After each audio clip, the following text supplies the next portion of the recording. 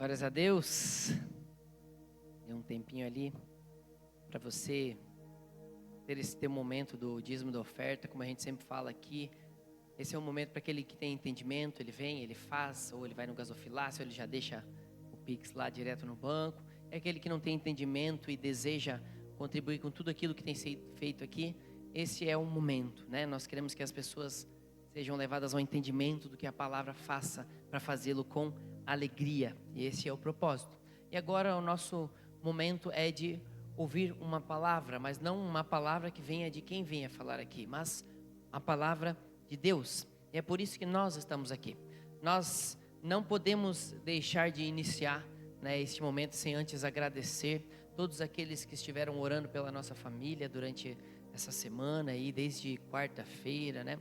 Nós passamos por momentos bem difíceis com a nossa filha Júlia. Ela está em casa hoje com os meus pais estão lá cuidando dela.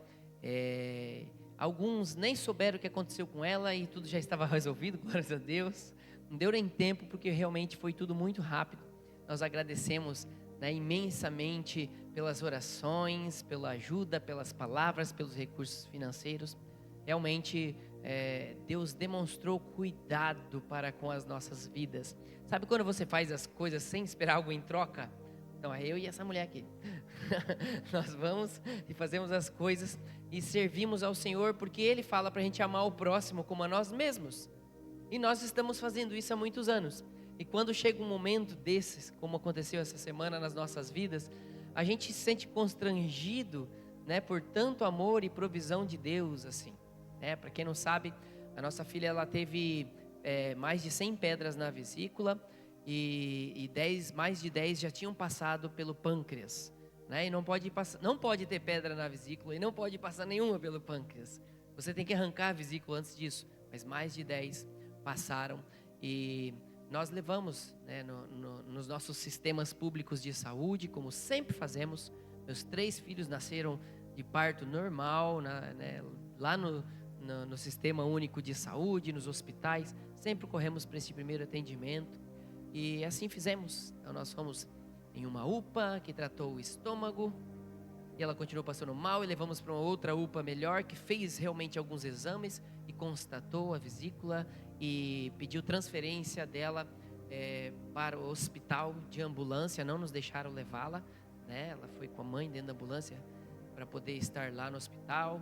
Lá fizeram novos exames, constataram, né, as pedras e tudo mais, e o problema, mas eles nos colocaram a opção de ficar lá, como muitos, esperando, sabe-se lá quando, exames, mais de uma semana, para esperar exames, sendo que era um caso grave e não queriam internar para operar se ela não tivesse febre ou inflamação. E nós, então, não ficamos esperando, nós fomos para nossa outra UPA, né? Nós fomos para o nosso postinho lá de saúde e vimos novamente, né, que tinha que fazer mais exames e demorando tudo demais. E nós vimos a nossa filha sofrendo todos os dias com aquela dor. Então nós fomos em outro hospital em Florianópolis, passou por todos os outros exames, furaram ela um monte de vezes.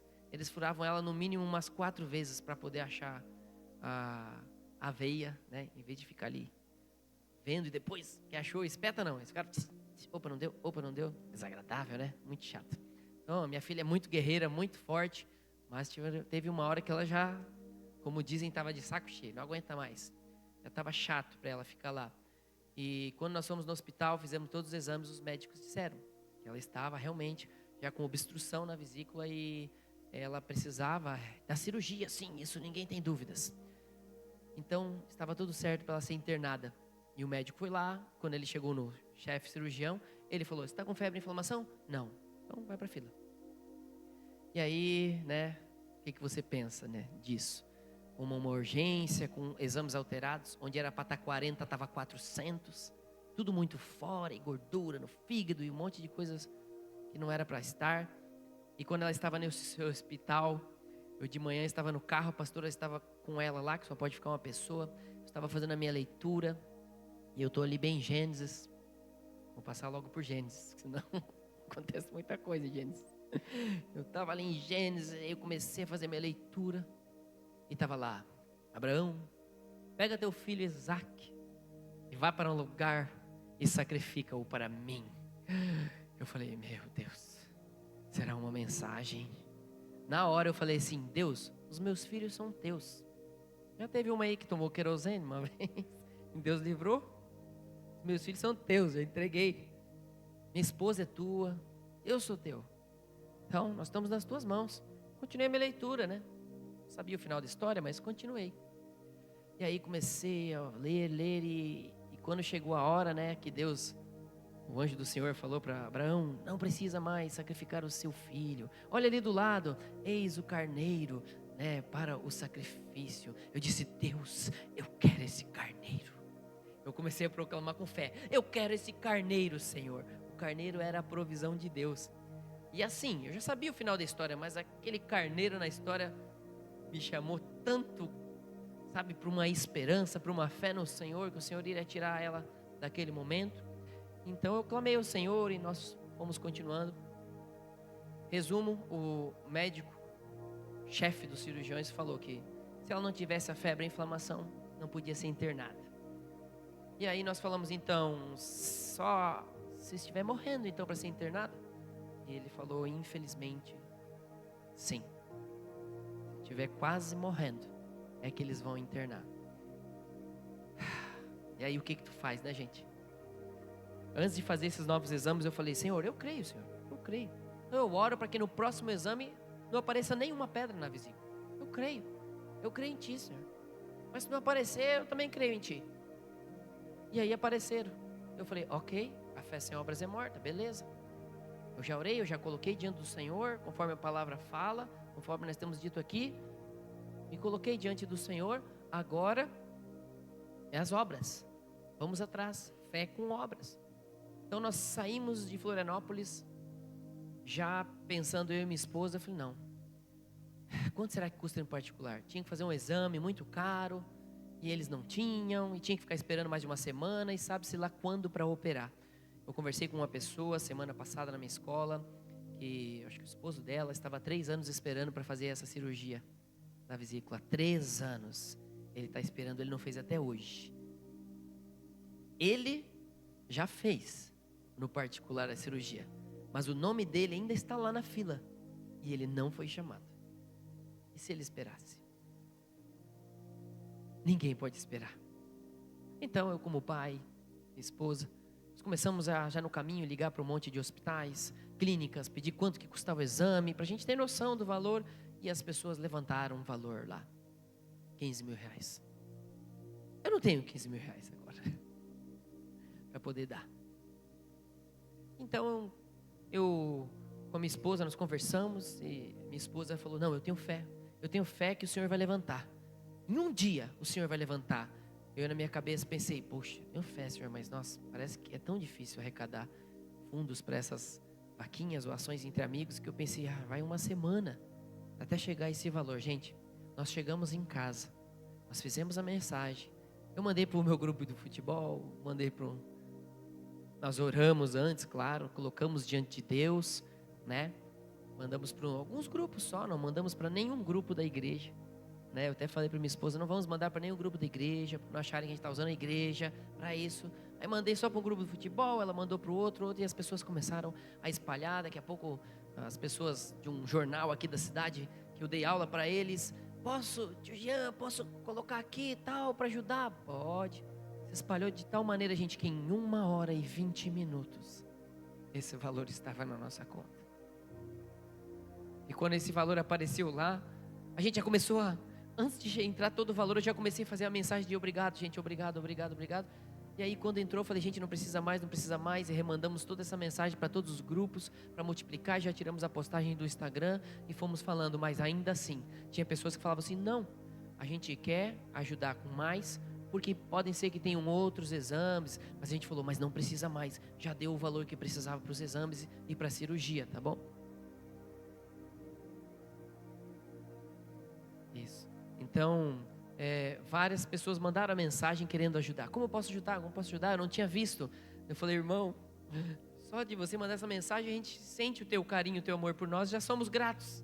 Já vemos o cuidado de Deus, mas não precisa mais. Não precisa. Teve um irmão meu que deu um valor muito alto, e daí ele falou assim: olha, eu só consegui esse limite no meu Pix, mas amanhã já está pronto para fazer outro. Eu falei: meu irmão, já deu, meu irmão, obrigado. Ele: tá, mas Mas eu quero que você saiba que esse valor está guardado aqui, se você precisar.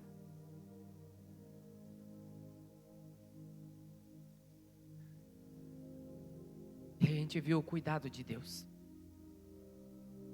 Nessa sexta-feira eu estava compartilhando com os adolescentes que muitas vezes não acontece como a gente quer. Às vezes a gente perde nossos filhos. A gente perde alguma coisa. Mas Deus continua sendo Deus. Continua nos amando. Continua sendo fiel. Continua olhando por nós. Esse é o nosso Deus, que abre caminhos no deserto. Esse é o nosso Deus. Lá no meu grupo do futebol, entre outros, eu falei para eles, gente, não precisa mais mandar, tá? Eu vi que o fulano mandou aqui. Ele falou assim, não, Jean, a gente decidiu mandar um pouco a mais, né? Porque sabe que tem outros exames e tudo mais. Eu falei, gente, mas já conseguimos o valor. Eles falaram assim, que bom. Ele falou assim, isso é para você ver como as pessoas respeitam você. E no time do futebol você só vai lá para jogar bola. A gente não fica falando muito desses detalhes da vida pessoal. Então, vindo de pessoas do mundo, constrange o nosso coração, porque você vê a generosidade, o Elmo estava falando, né? A generosidade para ajudar outras pessoas. Às vezes a gente sente até constrangimento de ver que tantas pessoas estão pedindo ajuda e às vezes não chega tão rápido como chegou para nós. E a gente se sente meio constrangido. Mas outra coisa que Deus mandou também, um médico. E não foi qualquer médico. Foi um médico esposo de uma pessoa que nós caminhamos com ela desde 11 anos de idade, nos adolescentes, lá em Porto Belo. E hoje ela se tornou enfermeira. E nós aconselhamos tanto ela, caminhamos tanto com ela, jogamos tantas sementes na vida dela, puxamos tanta orelha. E Deus coloca ela, o esposo dela, para estar ali segurando a mão da minha filha. Uma pessoa conhecida num lugar que te dá medo ver uma carinha. Daqui a pouco a gente ia no hospital, a dona Raquel chega lá quase chutando a porta. Dona Raquel, cadê a dona Raquel? Ali, lá atrás. Toda faceira, que vocês estão aqui, feliz, a gente já se sente em casa. Fala, meu Deus do céu. E vem lá, daqui a pouco apareceu o Jackson. Ô, Jackson. O Jackson ali também estava ali, um monte de gente. A gente se sentindo em casa, né, dona Raquel? Você apareceu lá no hospital. O tempo inteiro ela vinha lá aparecer para ver se estava tudo certo, mandando mensagem de como estava. Uma alegria de ver irmãos ali, se sentir, né, o cuidado de Deus, aquela segurança. E o médico, ele veio até nós assim, muito prestativo, em todo o tempo. Ele mora em Timbó, ele saiu de Timbó para falar com o médico que fez o exame aqui, para exigir que ele passasse os resultados mais rápido, para poder agilizar a cirurgia. E ele disse que só com os exames que ela já tinha mostrado antes, já era motivo para ter internado. Ela podia ter entrado em coma, só que não deu febre nela e não deu inflamação. E mais de 10 pedras passaram naquele pâncreas. Uma ficou só enroscadinha, assim, só para dar um mal-estar e dizer que tinha algo errado. E quando ele vai ver essa vesícula, ele vê que ela não era normal, era rara. E ele pegou um caso até hoje. A vesícula dele não tinha um caninho no final, tinha no meio. Ele disse que ele foi entrando, ele falou, opa, cadê o caminho? Está errado. Ele teve que fazer outros 2 furos e ver, e viu isso e constatou-se. Ela tinha pedras na vesícula por causa dessa má formação na vesícula e ficava tipo uma caixa d'água, acumulando sujeira lá embaixo, em vez da água sair. Tanto cuidado que ele teve, até com o biguinho dela, porque ele também é cirurgião plástico. Ele, olha, eu fiz assim para não aparecer, não sei o que, e tal. Eu entendi metade das coisas que ele me explicou. Ele fez assim e tal. Um cuidado. Aí ele falou assim, eu já passei todo o instrumento por dentro, assim. Eu já fiquei na minha cabeça pensando, meu Deus, o que ele viu lá dentro? Ele falou, eu já olhei apêndice, disse que estava tudo certo. Já olhei lá os fígado, não tem gordura nenhuma, nada está vermelho, nada está inflamado, está tudo certo. Sabe o cuidado de Deus? Aí a enfermeira, que nós amamos muito, que estava lá, ele disse assim, olha, não é qualquer um que faz isso, não. Não é qualquer um. Ele é bem atencioso, ele é muito bom. Então Deus colocando, ele é especialista no sistema digestório. A Júlia estava com um problema no estômago. Ele falou, provavelmente o problema daquilo é isso aqui. E deu toda a atenção. Cirurgia de vesícula, faz um monte, 6 por dia, se não me engano. Sabe? Deus demonstrando o cuidado dele. Eu não podia deixar de falar sobre isso aqui. Eu fiz alguns posts, não sou muito de postar as coisas assim, né? E eu postei assim agradecimentos em especial para minha família, né? Os meus irmãos, os cunhados, sogras, meus pais. São as primeiras pessoas, os primeiros grupos do WhatsApp que recebem as notícias boas ou ruins, honrando cada um dos meus irmãos. Sabe que minha família se colocou em jejum, sabe? Eles ficaram, eu vou na quarta, vou na segunda, vou fazer jejum na terça. A minha mãe sentiu de levantar um jejum pela vida da Júlia, que temeu algo, ela sentiu. E a minha família, os meus irmãos e todos os parentes ali se levantaram em jejum, foram os primeiros ali a saber. E depois os amigos na internet, a igreja. O que eu quero dizer para você com isso, e esse não é o motivo da palavra de hoje, mas inclui, porque nós queremos falar hoje sobre um novo tempo para a família. E existem esses tempos. Algumas mensagens que chegaram no nosso Instagram diziam assim: vocês plantaram muito na vida das pessoas. Passaram mais de 1000 adolescentes pela nossa vida, certamente, sabe? E às vezes aparece um, é enfermeiro, e Deus manda para ajudar. Às vezes aparece outro, que é advogado, o outro que é médico. E a gente sempre plantou. Para o Senhor, às vezes você não vê a semente lá embaixo crescendo, mas ela está lá crescendo. E ela vai dar fruto. Tudo que você fizer pela tua família vai dar fruto. Às vezes o cultivo é árduo, é difícil, mas vai dar fruto. Então continue perseverando. Olha para a tua família hoje. Talvez você perdeu algumas coisas na tua vida e está de mal com Deus, porque não foi do jeito que você queria. Talvez Isaac chegou lá e teve que ser sacrificado mesmo. Mas o Senhor conhece o teu coração e Ele está sempre assim, de braços abertos para dizer: vem meu filho, vem minha filha. Deus, Ele é fiel. E eu quero deixar esse agradecimento aqui. Mais alguma coisa? É isso, né? E já emendar na nossa palavra de hoje que fala da família. E eu queria convidar você a olhar para a tua família. Especificamente. Sabe, eu tive uma direção para a palavra de hoje sobre evangelismo. Mas algo tocou muito forte no meu coração esta semana e me veio bem assim: não é um novo tempo para evangelizar. É novo tempo para a família.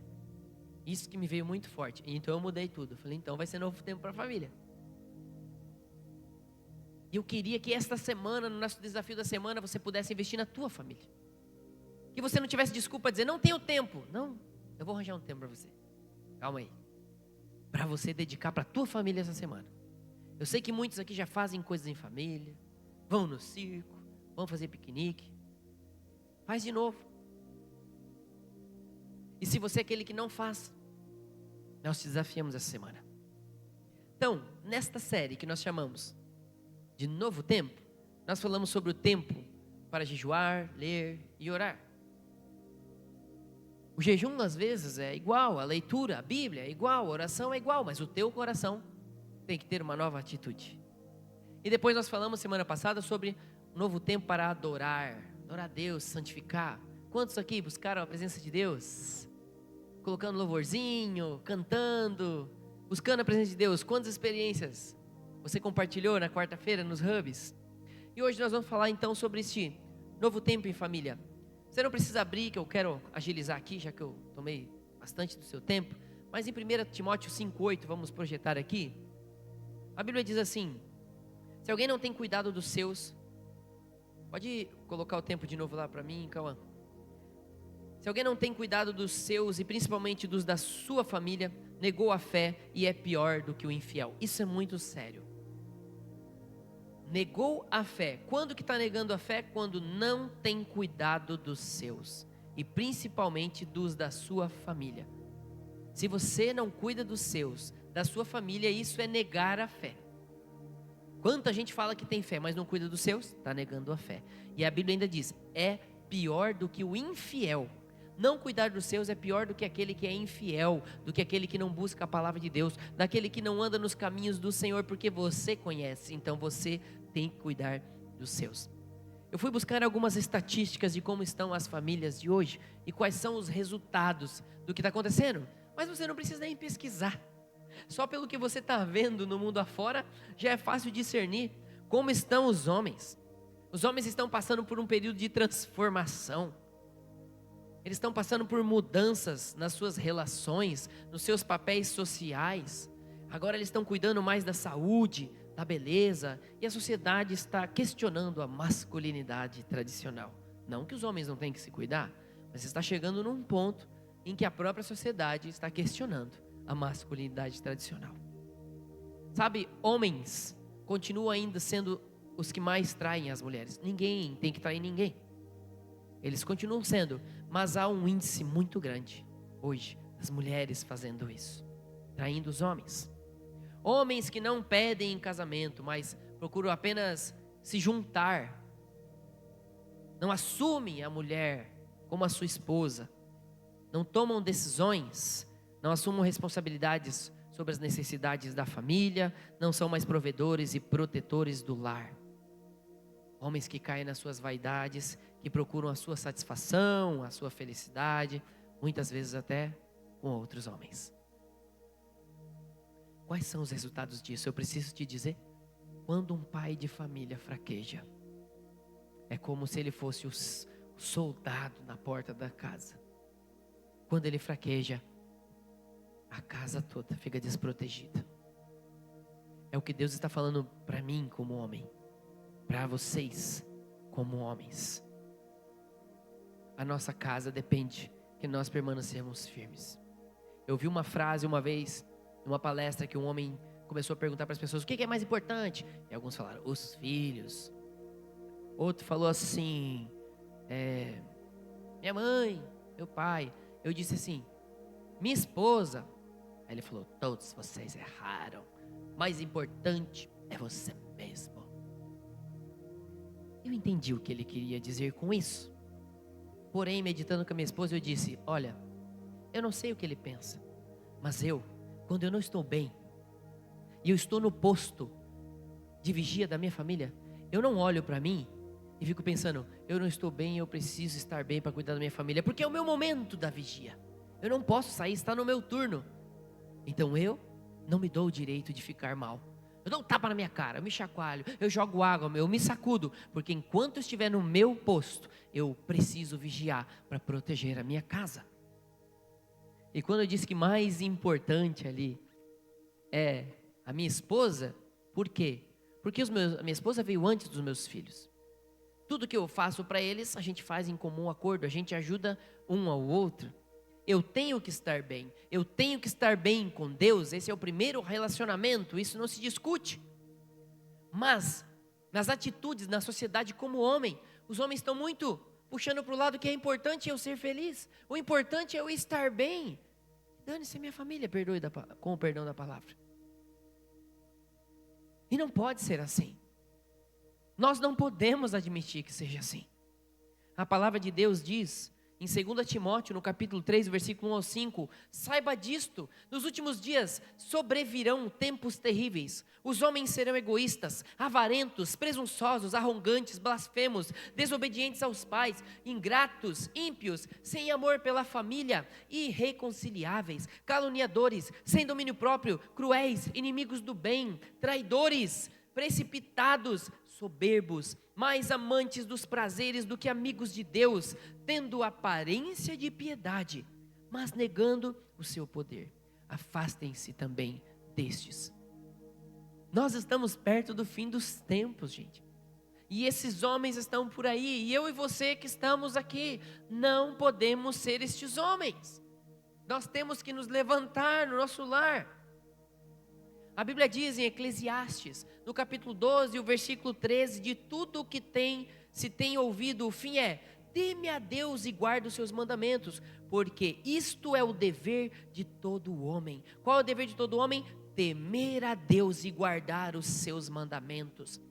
Se eu e você como homem no nosso lar, no nosso posto de vigia, nós tememos a Deus, nós guardamos os mandamentos dele, nós estamos no caminho certo para serem homens como fomos projetados para ser, homens de Deus.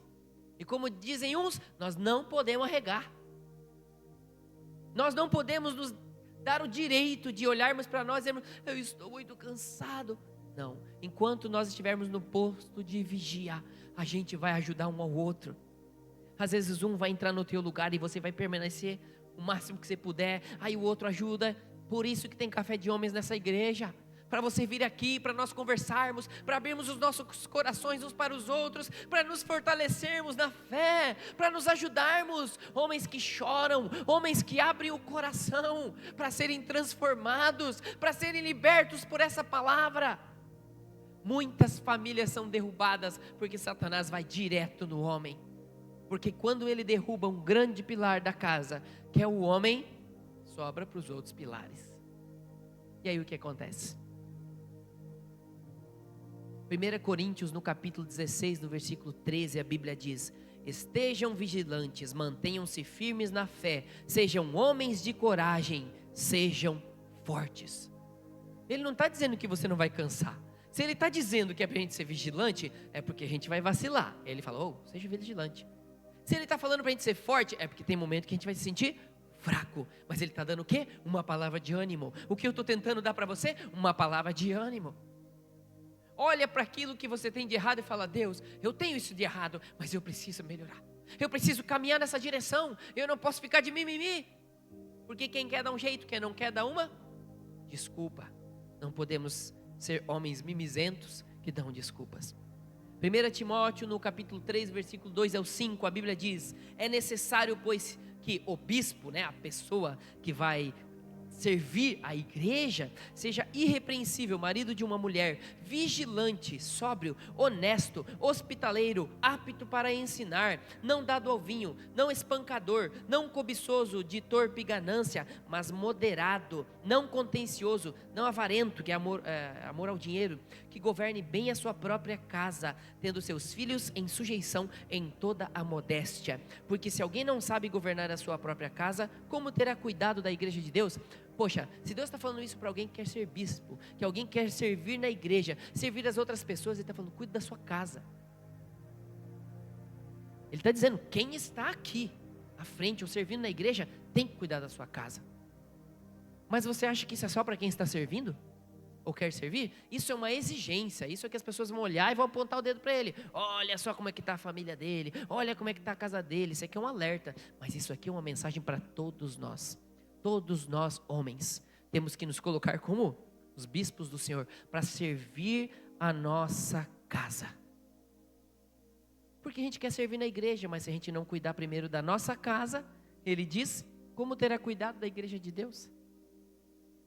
Então nós queremos ajudar a sociedade, queremos fazer um monte de coisas, mas primeiro temos que olhar para a nossa casa.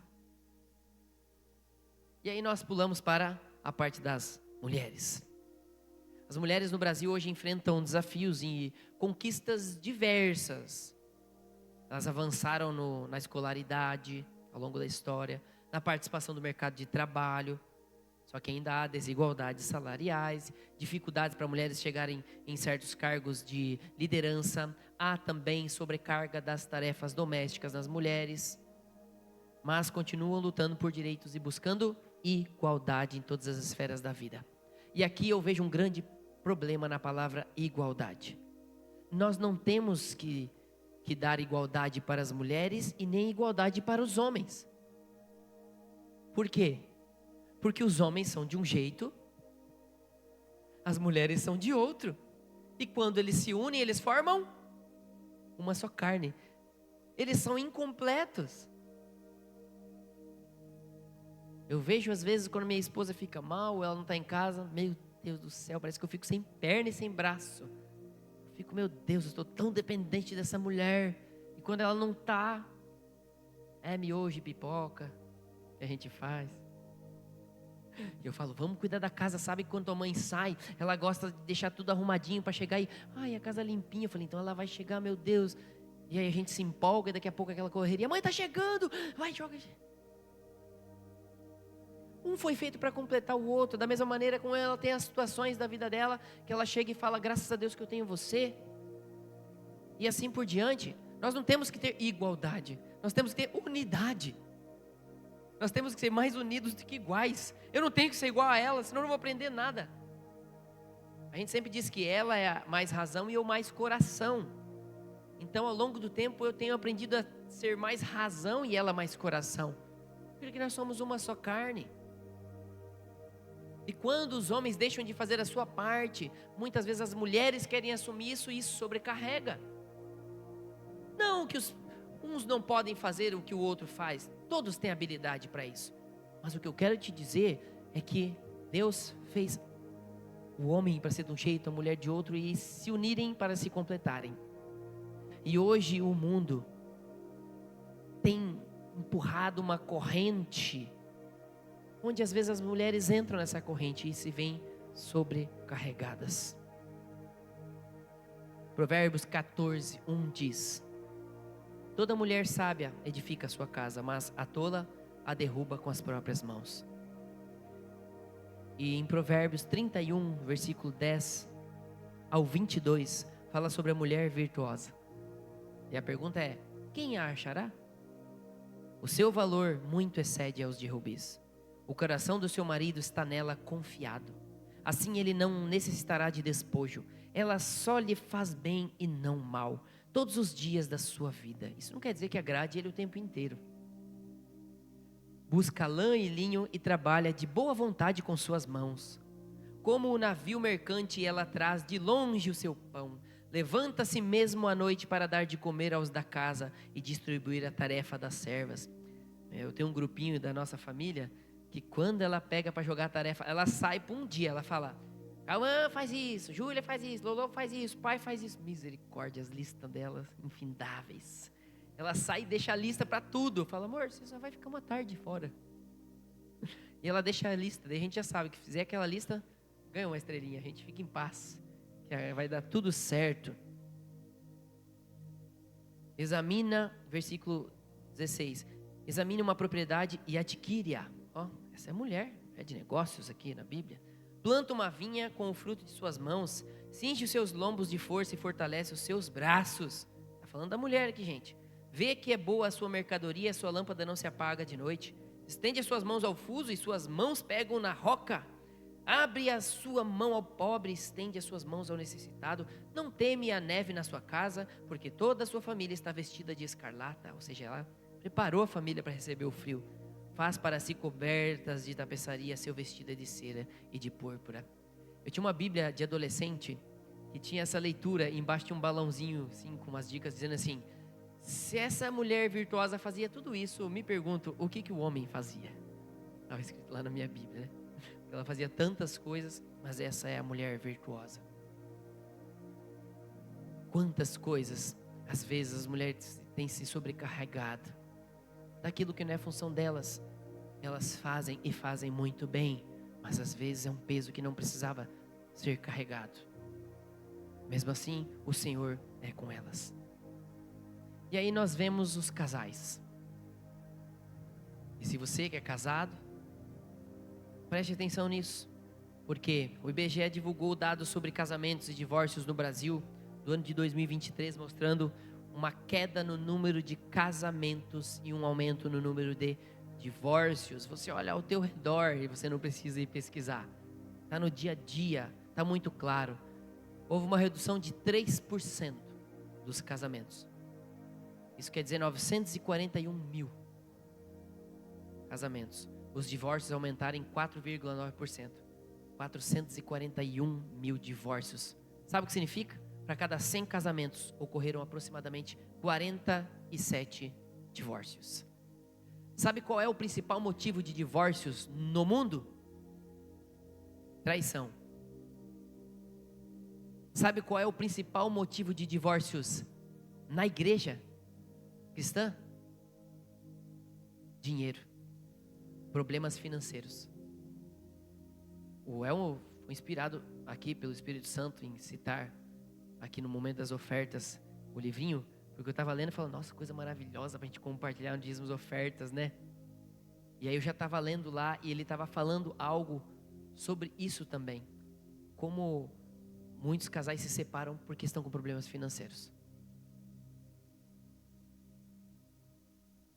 Quais são os resultados disso? papéis invertidos, sobrecarga física e emocional, maiores índices de divórcios, doenças psicossomáticas, e não só no marido e na mulher, mas nos membros de toda a família. Sabe o que os especialistas concluem vendo esse quadro? A construção de um futuro em conjunto, com objetivos e sonhos compartilhados, fortalece a união e o compromisso do casal. Não parece meio óbvio isso? Mas a palavra de Deus já nos advertiu, já nos ensinou. Olha o que diz Gênesis, o capítulo 2, o versículo 24. Portanto, deixará o homem seu pai e a sua mãe, e unir-se-á a sua mulher, e serão uma só carne. Por isso nós falamos para os adolescentes, na sexta-feira estávamos falando para eles.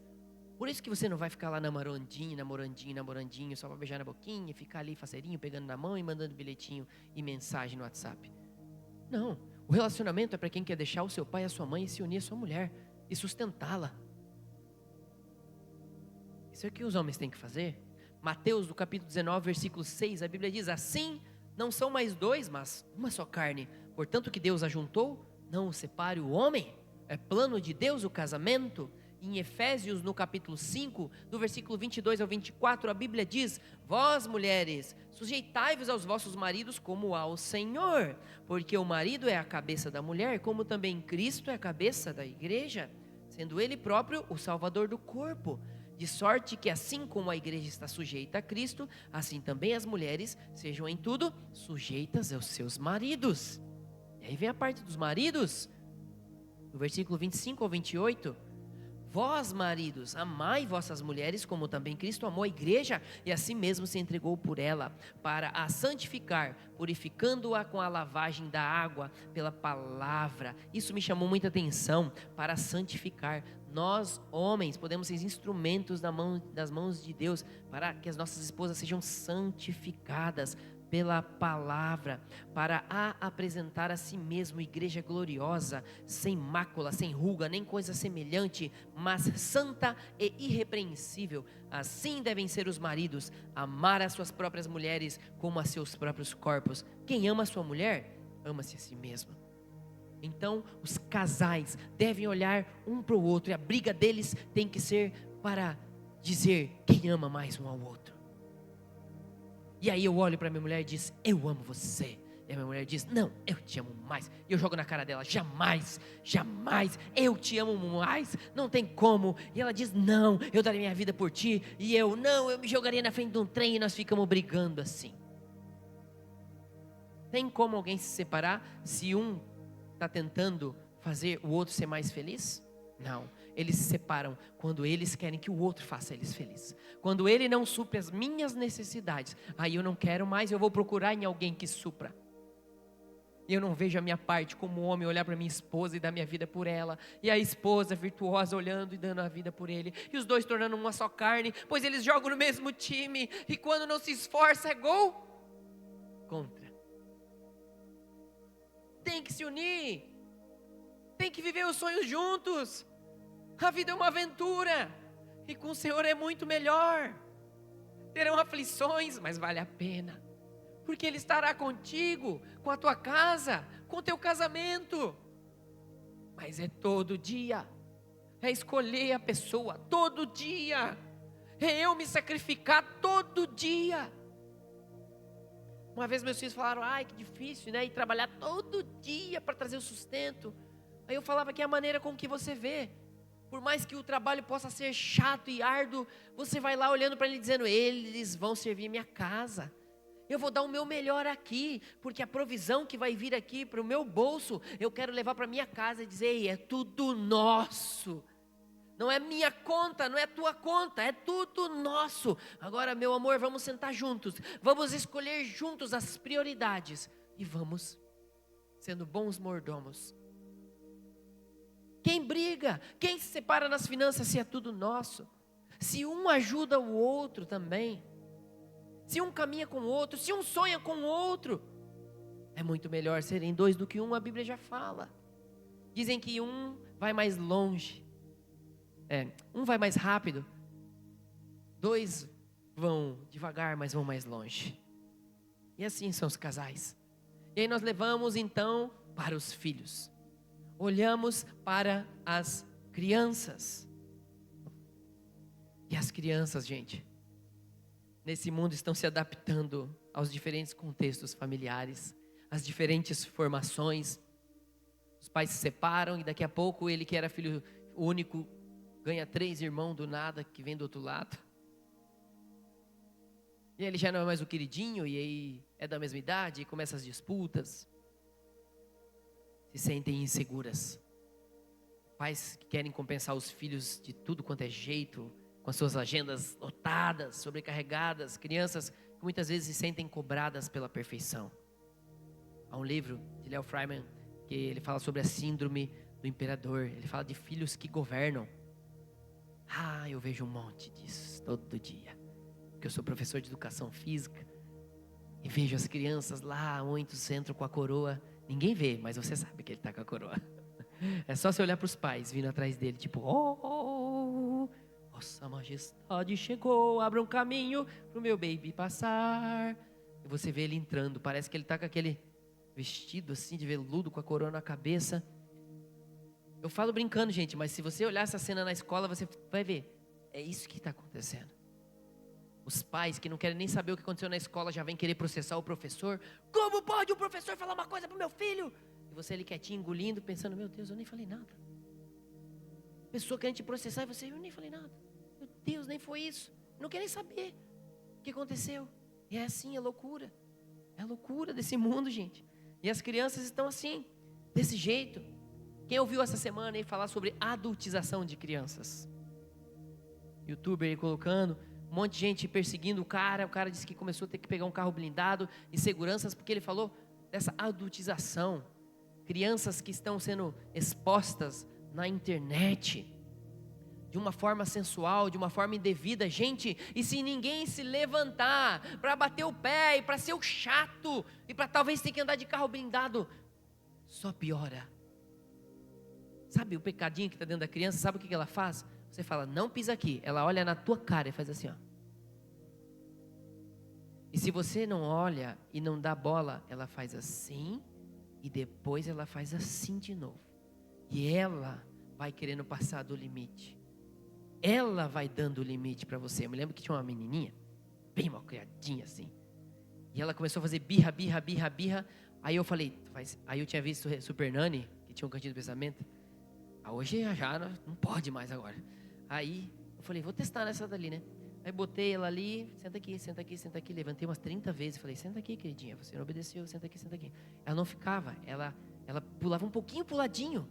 Eu via que era só uns centímetros, mas ela estava querendo dar o limite. Peguei um bambolê e falei, aqui dentro. Você não pode sentar aqui, tá? Você quer voltar a brincar, o tio quer que você volte a brincar, mas você tem que ficar aqui. E eu ficava assim. E ela tirava um pezinho, ela mexia o bambolê e eu fiquei lá, gente, sem brincadeira, 40 vezes. Eu voltei, eu levei ali pra ela assim, rapidinho, porque era rapidinho que ela fazia. Às vezes eu conversava de novo, fiz toda a técnica da Super Nani. E ela batia o pé, daqui a pouco um silencinho. Eu olhei pra ver se não tinha acontecido um desmaio. Ela estava bem, daqui a pouco ela estava meio chorandinha. Eu falei, opa, cheguei nesse coração. Agora eu vou lá, queridinha, tal, todo o amor e carinho. Vamos brincar, vamos. Beleza. Ela vem, gente, mudou da água pro vinho aquela criança. Porque você colocou o limite. E aí a gente chega em Provérbios no capítulo 22, versículo 6. E a Bíblia diz, instrua o menino, a criança, no caminho em que deve andar. E até quando envelhecer, não se desviará dele. É fácil educar crianças? Dizem que se você quer um filho obediente, você fala, vai que eu estou mandando. Por quê? Porque sim. E você não explica. Vai e obedeça, você vai ter um filho obediente. Mas para você criar um filho responsável, diz que você tem que falar 1000 vezes para ele. Meu filho, você precisa ir por causa disso. Meu filho, olha bem, olha aqui meu filho, você vai por isso. Você manda ele ir, ele vai. Mas você vai explicando, ele não vai entender. Você vai explicando, vai. E você ensina. E quando ele envelhecer, a Bíblia diz, não se desviará dele. A Bíblia também diz em Deuteronômio no capítulo 6, versículos 5 e 7. Amarás, pois, o Senhor teu Deus de todo o teu coração, de toda a tua alma, de todas as tuas forças. E estas palavras que hoje te ordeno, estarás no teu coração. E as ensinarás a teus filhos. E delas falarás assentado em tua casa, e andando pelo caminho, e deitando-te e levantando-te, a palavra do Senhor, nas músicas que você ouve, no teu palavreado. Sabe, quando eu me reúno com a minha família, os meus irmãos, a minha mãe, meu pai, parece que a gente só fala de igreja, né? Só de igreja, das pessoas, como ajudar, né? Porque na verdade a gente está ali querendo ajudar as pessoas, trocando figurinhas, né? Vendo como faz isso, como faz aquilo. A gente entre nós também, o papo lá em casa, tem um monte de coisas, mas a gente fala muito sobre igreja, nós, as crianças, e nós vamos meditando na palavra do Senhor. E às vezes um fala assim: ah, mas a Bíblia fala isso, Deus. E a gente tem que explicar, quem tem mais maturidade. Olha, mas não é bem assim. Ah, mas como a Bíblia diz isso? Mas não é bem assim. É o que a Bíblia diz. Quando você estiver andando, fale dessas palavras. Quando você estiver sentado, fale dessas palavras. Quando você estiver deitado, dormindo, levantando, fale dessas palavras. Provérbios, no capítulo 13, o versículo 24, a Bíblia diz: o que não faz uso da vara, odeia seu filho. A vara da disciplina, né? Mas o que o ama, desde cedo o castiga, ou o disciplina, em outras versões. O Senhor também faz isso conosco. Nós somos crianças para o Senhor. E Ele nos disciplina muitas vezes, porque o pai que ama o filho não poupa a vara da disciplina. E assim por diante, chega o tão momento da adolescência. Se tiver um adolescente do seu lado, dá um peteleco na orelha dele. Adolescentes, gente, meu Deus, largados para os influencers criarem. Buscando referências no mundo, porque não tem os pais em casa para guiá-los. Se relacionando cada vez mais cedo. Meninas com meninas, meninos com meninos, o menino com a menina com o menino, fora de hora, querendo sair de casa cada vez mais cedo para fazer da maneira diferente dos seus pais. Porém, quando chega a hora deles constituírem família, muitas vezes eles reproduzem os mesmos exemplos que tiveram em casa para construir o seu lar. Efésios capítulo 6, 1 ao 4 diz: filhos, e se você é filho, presta atenção, obedecei a vossos pais no Senhor, pois isto é justo.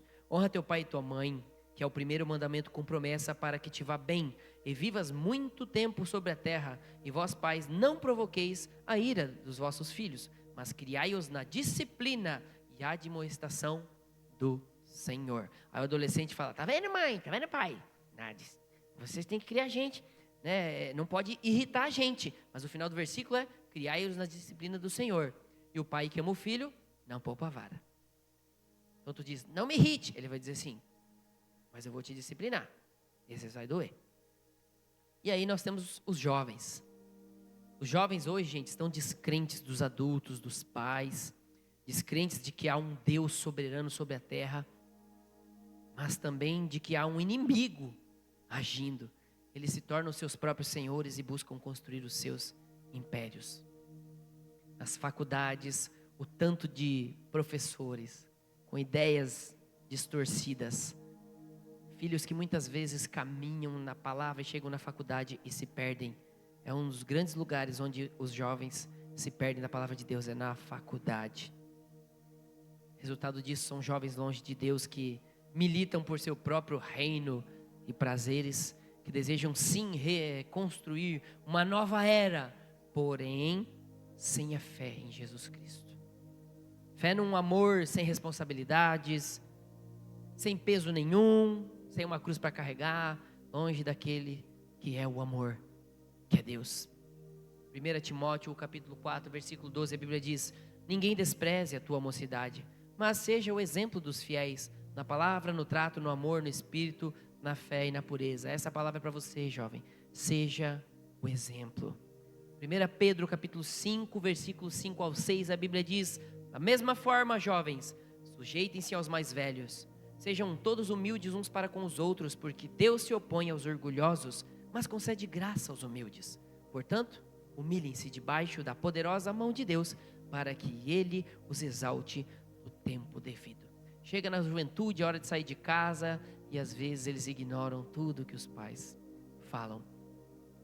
E Deus diz na sua palavra: sujeite-se aos mais velhos. Ouça, seja humilde, você que é jovem, ouça os mais velhos. E vá dobrar os seus joelhos. E por último, eu queria citar os anciãos da família. Os idosos. Como estão os idosos hoje no nosso país ou no mundo? Talvez sendo maltratados, desprezados, muitas vezes tendo que criar os filhos dos seus filhos.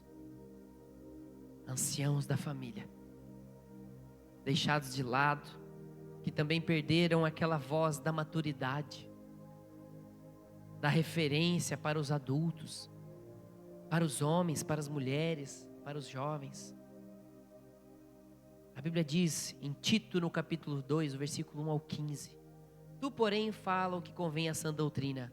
Aqui ele está falando para os anciãos da família, para os idosos. Tu, porém, fala o que convém para a sã doutrina.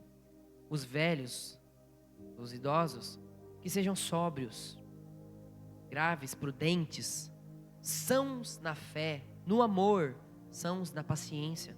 As mulheres idosas, semelhantemente, que sejam sérias no seu viver, como convém às santas, não caluniadoras, não dadas a muito vinho, mestras no bem, para que ensinem as mulheres novas a serem prudentes, a amarem seus maridos, a amarem seus filhos, a serem moderadas, puras, boas donas de casa, sujeitas a seus maridos, a fim de que a palavra de Deus não seja blasfemada. Olha uma grande importância aqui dos idosos e das idosas, de passar para a próxima geração uma palavra. Até hoje meu pai fica mandando ir dormir cedo. Eu cheguei à conclusão que ele vai fazer isso a vida inteira. E eu falo para os meus filhos algumas coisas. Cheguei à conclusão que eu vou falar a vida inteira.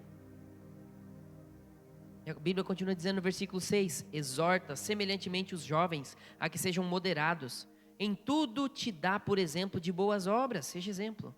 Na doutrina mostra incorrupção, gravidade, sinceridade, linguagem sã e irrepreensível, para que o adversário se envergonhe, não tendo nenhum mal que dizer de você, aguardando a bem-aventurada, aí lá no versículo 13, pode pular o versículo 13, aguardando a bem-aventurada esperança e o aparecimento da glória do grande Deus e nosso Senhor Jesus Cristo, o qual se deu a si mesmo por nós, para nos remir de toda a iniquidade e purificar para si um povo seu especial, zeloso de boas obras.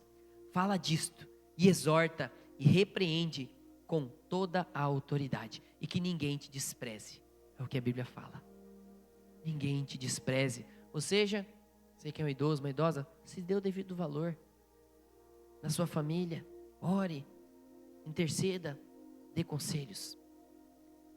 Muitos dos resultados disso que eu falei aqui são famílias longe de Deus. E esse é um cenário apocalíptico, que já está descrito na Bíblia. Mas é chegado um novo tempo para a família, amém? Tempo de restauração, tempo de transformação, tempo de salvação. Olha para alguém do seu lado e diga: eu recebo isso na minha casa. É um chamado para um novo tempo na família.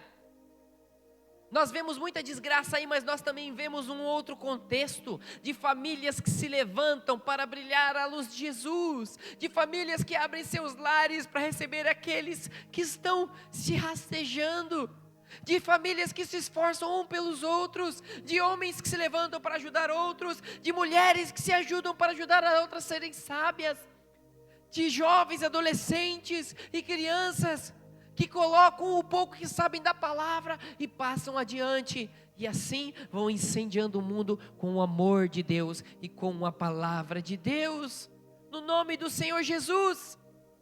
E é isso que eu quero orar com você nesta noite, e dizer: Senhor, nós estamos aqui, eu quero isso para minha casa, eu quero ver um novo tempo na minha família.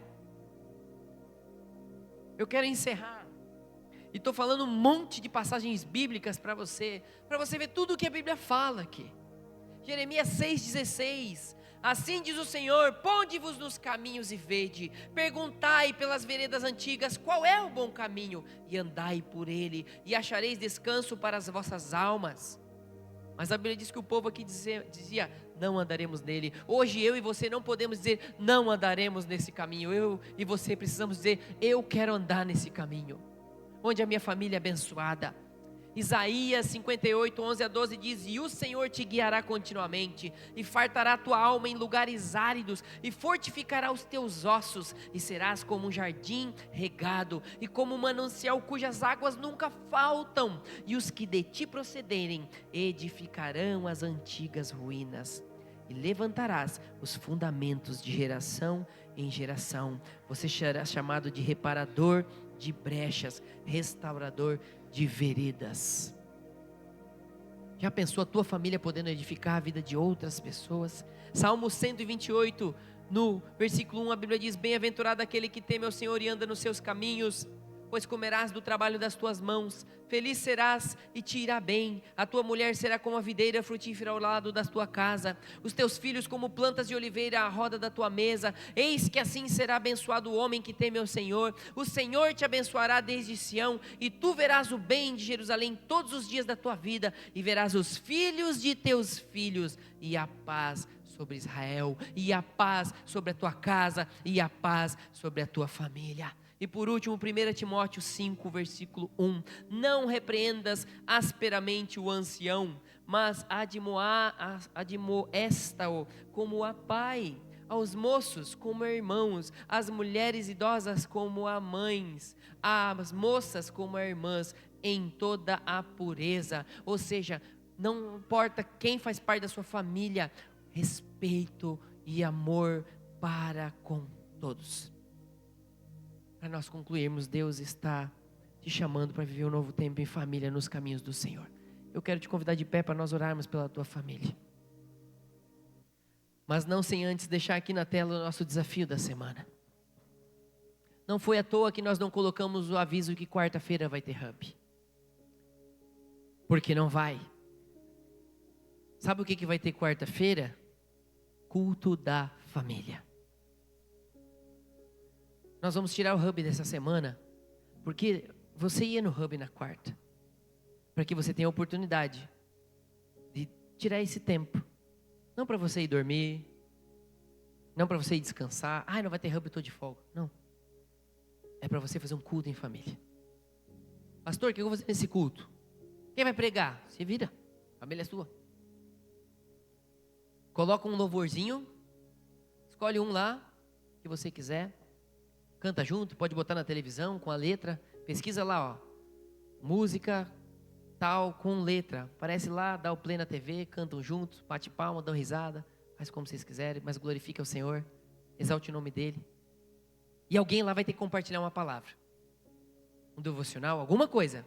Se organize. Se é homem ou mulher, se organize. Se é a mãe solteira, se é o homem solteiro, se é só você, teu pai, tua mãe, você não está casado, junta eles, fala quarta-feira então, culto da família, aí alguém vai compartilhar uma palavra, e vocês meditam, igual a gente faz no hub, conversa, pergunta, abre o coração um para o outro, pergunta o que Deus quer falar com a gente. Então, um dos desafios é culto da família. Gente, se não der na quarta, coloque em qualquer outro dia que talvez você não ia no hub, porque você não pode na quarta, mas coloque em algum dia dessa semana. Só não coloca na sexta, que sexta tem hype. É um acampar dentro para eles que a gente quer fazer. E outro desafio da semana é para casais.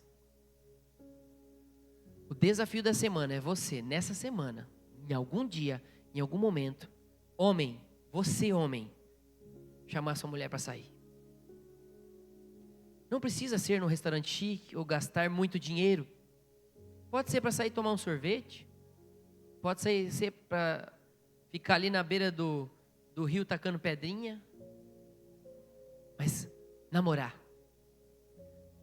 Toma um banho. Fica cheiroso, homem. Vamos deixar a dica aqui, né? É importante, né, Ricardo? Não vai do trabalho direto, não. Prepara esse dia. Só que deixa eu te falar. Satanás vai vir incomodar você. Satanás vai vir te incomodar. Então se prepare, homem. Fala, não, eu sou o soldado na torre de vigia. Prepare esse momento para você com a tua esposa. Já fala para os filhos. Eu vou sair para namorar com a sua mãe. Mas não, peça ajuda para alguém, socorro. Alguém pode ajudar a ficar com meus filhos aqui e tal? Peça ajuda, peça ajuda, peça ajuda. Mas a intenção é você levar a sua esposa para namorar. Se a esposa não tiver marido, como é que ela vai lá? Ah, sim, ótimo. Se a esposa está aqui, ou o esposo está aqui, e ele não está na igreja, ué, você só namora na igreja? Você vai fazer a mesma coisa. Você vai falar assim, olha, eu ouvi uma palavra lá na igreja, tivemos um desafio. Não, acho que nem fala, né? Nem fala, né? Faz surpresa. Fala para ele? Então fala. Tivemos uma palavra na igreja hoje e eu fui desafiada a levar você para a gente ter esse momento. Só que lá nesse momento, se o seu cônjuge não é da palavra de Deus, aproveita a oportunidade para evangelizar. Fala, meu amor, estou aqui diante de ti, já procura um versículo, procura lá no Google, versículos para uma noite romântica com meu esposo. Você vai achar e você leva a Bíblia, ou no celular, e você lê para ele. E você fala assim, ó, eu quero te amar como a Bíblia diz. Mulheres, pega essa passagem que eu falei aqui, mulheres, né, sujeitem seus maridos, e homem, fala para ele ler. Coloca a palavra de Deus, sabe, tem o seu momento. Talvez vocês estão brigados, vocês estão de mal, estão à beira do divórcio. Talvez nessa noite você vai falar um versículo e o resto vai ser só pedido de perdão. Vai ser só conversar sobre o que está acontecendo. Mas faça isso. Porque eu creio que um novo tempo para a família precisa de novas atitudes, nova disposição, novos pedidos de perdão. Mas eu já pedi novos pedidos de perdão, novas promessas. Às vezes vai ter que falar assim, eu prometo te receber como minha esposa, na doença, na saúde, na alegria ou na tristeza, com bens sem bens, rico, pobre, para todos os momentos, de servir, etc, etc, né? Vá lá, faça seus votos. Se você está com o seu cônjuge aqui, você já sabe, escreva os votos, porque a mulher vai te cobrar, homem, que agora eu falei. Escreva os seus votos, e nessa noite, leia os seus votos para ela, e a mulher escreva e lê os seus votos. Por quê? Gente, você tem dúvida que Satanás está atacando os casamentos? Você tem dúvida que ele quer derrubar um pai, uma mãe? Você acha que ele está olhando só para o pai e pela mãe? Ele está olhando a criança, o adolescente, o jovem. A base da sociedade que Deus fez é a família. Tire um tempo para sua família esta semana. Culto em família e momento romântico com seu cônjuge. Isso, culto familiar em casa, né? Organiza, faz um momento de louvorzinho, a palavra, uma oração. Orem por pedidos de oração. O que vocês querem pedir? Às vezes as crianças lá em casa pediam, eu quero videogame, eu quero uma caixinha de bombom, Deixa eles orar, ora por eles. Quem sabe você pode até abençoá-los na próxima semana, que vai ser um novo tempo bem legal também, na semana que vem. Vamos orar pela família? Coloca a tua família aí diante de Deus. Querido Deus, eis aqui a tua palavra lançada para o teu povo. Eu clamo, Deus, por essa semana deles. Que teu Espírito Santo seja os guiando, para que eles consigam preparar esses 2 momentos especiais, para este culto em família e este momento com o casal. Deus, derrama da tua graça sobre eles. Nós lemos tantas passagens da tua palavra, proclamando as tuas verdades, dizendo que aqueles que te temem, que andam e guardam nos teus mandamentos, Pai, terão a sua casa edificada, e nós tomamos posse dessa palavra. Ajuda os homens que estão aqui, Senhor, a serem homens de Deus, as mulheres a serem as mulheres de Deus, as crianças, adolescentes e jovens a serem frutos do teu amor, Pai. Nós queremos abençoar as famílias que estão aqui, Deus. Derrama da tua graça, do teu poder, da tua misericórdia. Oh, Deus, que a gente possa ver essa semana as postagens, Pai, nas suas redes sociais, desses cultos de família, desses casais saindo, Deus, para namorar. Coisas tão simples, Pai, mas que eu creio que o Senhor quer derramar um novo tempo sobre os casamentos das pessoas que estão aqui. E é isso que nós proclamamos, Pai. Que estas famílias sejam fundamentos, sejam reparadores de brechas, sejam pessoas que vão guiar outras pessoas à restauração. Talvez muitos que estão aqui, Senhor, não veem esperança na sua família, mas o Senhor quer te restaurar, porque muitas outras pessoas olharão para a tua família e você dirá o quê? Você acha que a tua família não tem solução? Porque você não conheceu como estava a minha família? porque eu andei, eu decidi caminhar na direção do Senhor, e o Senhor se moveu sobre o meu lar, e o Senhor fez milagres na minha casa. Senhor, nós proclamamos, Pai, sobre cada família que está aqui, derrama da tua graça, coloca as tuas mãos e guia cada um, Senhor, nas tuas veredas antigas. É o que eu clamo, Pai, te agradecendo, porque nós também somos uma família em Cristo, que decidimos caminhar juntos neste lugar, Pai. Que nós possamos também, Deus, ser referenciais, como família, para as pessoas que estão lá fora, tão sedentas e perdidas, Pai. É o que eu te peço e desde já te agradeço em nome de Jesus. Amém. Amém. Amém.